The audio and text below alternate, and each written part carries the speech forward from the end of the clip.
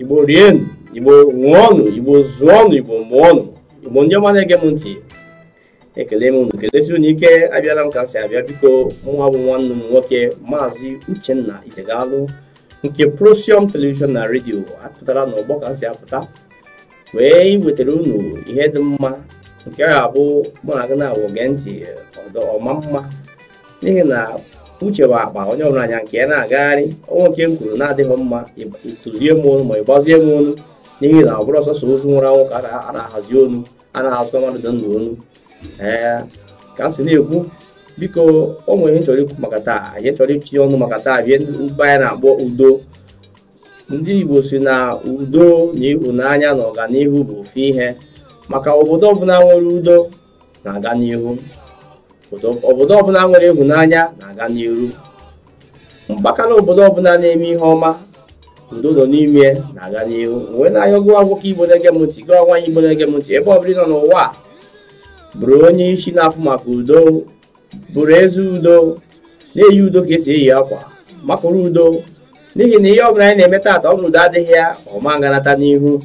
Biko ị ga-agba mbọ ịnọrọ ebe a na-akpa ihe ọjọọ ka akpa nkata iwepụ udo, igosi ya na aka ga-adịghị ya. Gbaa mbọ ka ịbụ onye na-eri udo ka esi eri ndị, onye na-eyi ka esi eyi akwa, bụ onye na-agbasa ozi udo, n'ihi na udo ka anyị chọrọ. Abịakwa ọkachasị na ebe anyị nọ bụrụ onye na-abụ adị ekwu nke a ezi mba udo ka anyị chọrọ. Udo ga-achịgide anyị n'ihe na anyị na-eme. Onye ọbụla emeghere gị, ịgba mbọ gbaghara. Gwa onye na-akpachakwa anya emegide mmadụ, gbakwa mbọ ka ị bụrụ ezi udo. Ezi udo, udo amaka, o nwere ekwu udo n'ụwa. Biko ndị Igbo onye na-ege m ntị n'ụwa niile, ozi nke na-eweta tata maka gịnị? Udo. Ka anyị maka udo, ka anyị na-agbasa ozi udo dịka a si agbasa ozi ọma nke Chukwu. Udo kacha ihe niile ụtọ. O nwere ihe kacha udo ụtọ n'ụwa niile a, maka mba ọbụla nwere udo ịga n'afọ ha na-aga n'onwe ha n'iru. Mgbe ọbụla a na-agba mba anụ ọgụ akwa aka, ị na-afọ ha na-achị azụ. Maka ndị egwuregwu si na udo ga-adị n'ebe ịhụnanya dị, n'ebe ahụ ka gịnị? Udo ga-adị. Anyị agba mbọ ka anyị ahụ nwaanyị n'anya, ka udo na-achị n'ebe anyị nọ, n'ihi na o nwere eke udo.